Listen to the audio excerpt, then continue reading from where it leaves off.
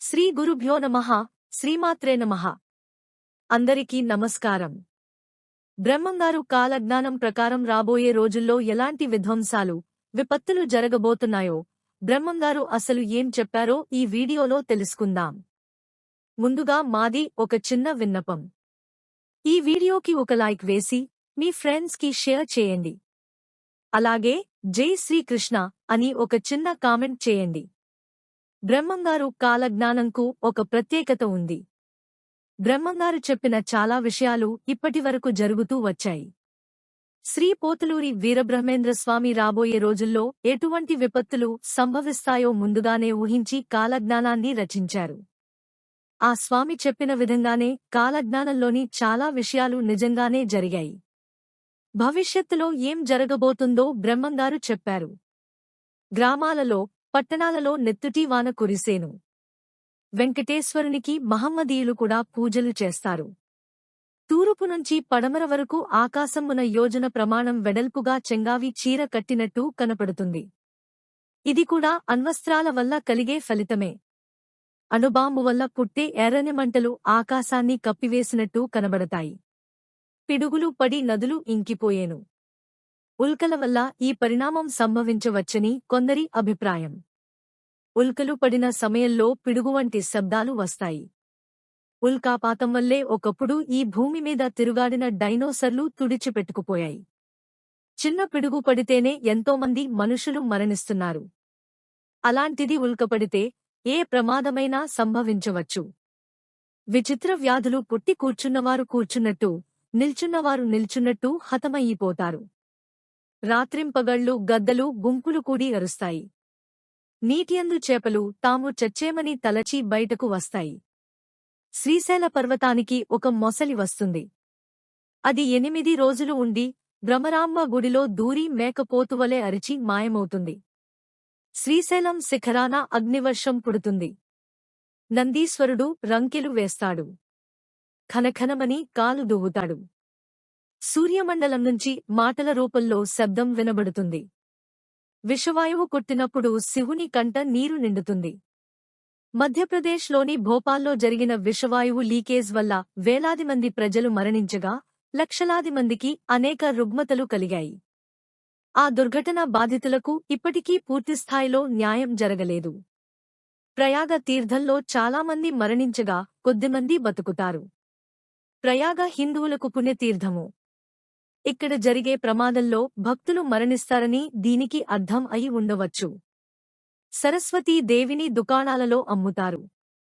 చదువుకోవడం కంటే చదువు కొనడమే జరుగుతోంది. నిజంగానే విద్య అమ్మకపు వస్తువు అయింది.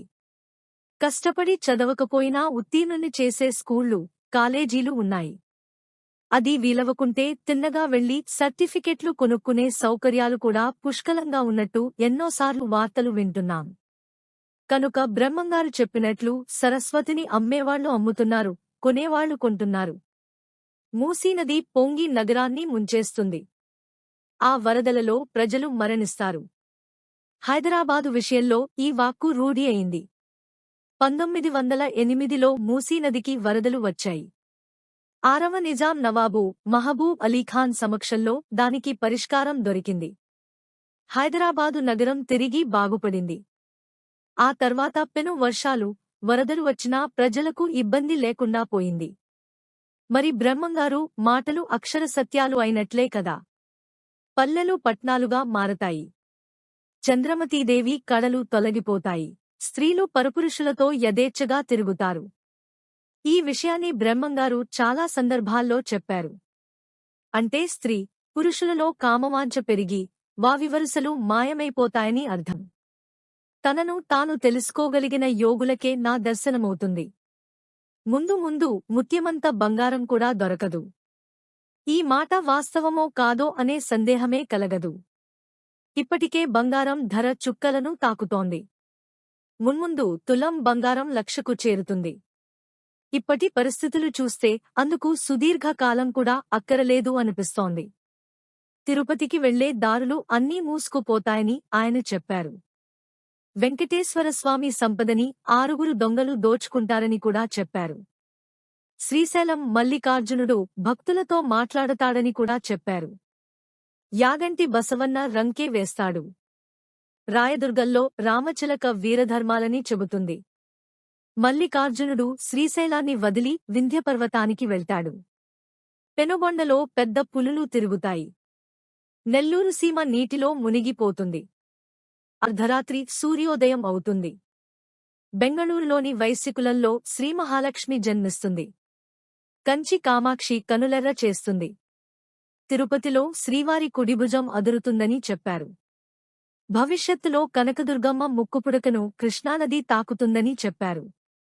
అలాగే కొత్త రోగాలు, వైరస్లు మనుషులను అతలాకుతలం చేస్తాయి. 2024లో అక్రమ సంబంధాలు విపరీతంగా పెరిగిపోతాయని, ఇవి హత్యలకు దారితీస్తాయని బ్రహ్మంగారు కాలజ్ఞానంలో చెప్పారు.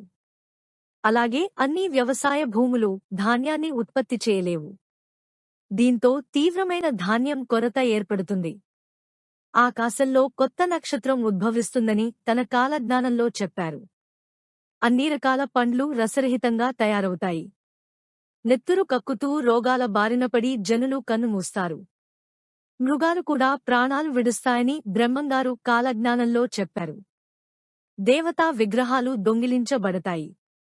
భర్తలను భార్యలు ఏలుతారు. వేప చెట్టుకు అమృతము కారేను. మట్టు ఆరని బిడ్డలు మాట్లాడేను. ఆకాశాన పొగమంటలు బుట్టేను. 6 మతములు ఒక్కటి అయ్యేను. ఒకరి సొమ్ము ఒకరు అపహరించేరు. ఒకరి ఆలు మరొకరి పాలు అయ్యేను. పుణ్యపురుషులు, పుణ్యస్త్రీలు బ్రతికేరు. పుణ్యస్థలంబులు చెడేను. దేవస్థలంబులు పాపాత్ములచే నష్టమయ్యేను. నిక్షేపాలు బయలుపడేను. చీమకుర్తి, బెజవాడ మహాపట్టణాలవుతాయి.